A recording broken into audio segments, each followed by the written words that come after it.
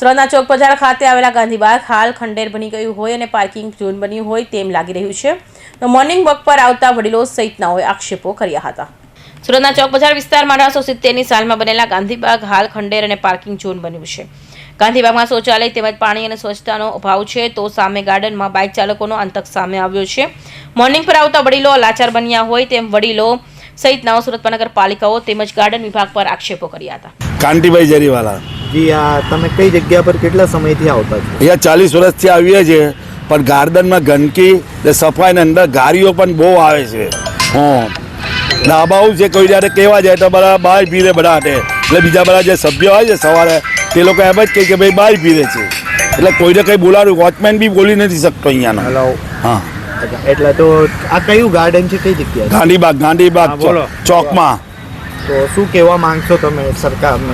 સરકાર ભાઈ ચોખ્ખાઈ જોઈએ, આના માટે ચોખ્ખાઈ જોઈએ ને અહીંયા ગાર્ડનનું કંઈ આટલું સારું ગાર્ડન છે એને ડેવલપ કરો. ટોયલેટની વ્યવસ્થા જોઈએ, ટોયલેટ બાથરૂમની વ્યવસ્થા જોઈએ સારી રીતે.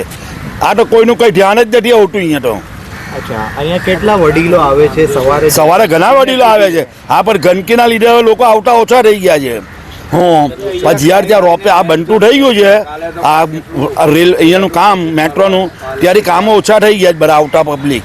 શું આવવાની તકલીફ પડે છે, એટલે પહેલાં તો પુષ્કળ પબ્લિક આવતું હતું. અહીંયા 200-500 માણસ રહેતા હતા અહીંયા ડેલી સવારે. સાંજના પણ લોકો સારા વોકિંગ કરવા હતા, કોઈ આવતું જ નથી. આ ગાડીઓ લઈને કોણ બધી આવે? કોણ? બધા જ આવે, કોઈ બી કંઈ ને કંઈ કહેવાય એવું નથી. સ્કૂલના છોકરાઓ આવે, બધા જ આવે છે. વડીલો ગાર્ડનની બહાર પાર્ક નથી કરતા? બહારની બહાર વાળા ઉચકી જાય છે, ક્રેન્ક વાળા ઉચકી જાય છે બહાર મૂકે તો.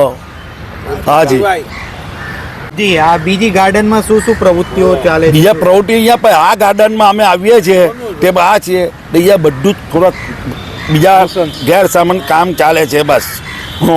પણ એ બધું છે કે આ લોકો કરવા જાય છે તો એ લોકોને મારવા જાય છે બસ. કોઈ બી માણસ, કોઈ પણ માણસ હોય, મારામાર કરવાની કોઈને જરૂર છે જ નહીં. હાજી, હાજર લોકશાહી છે.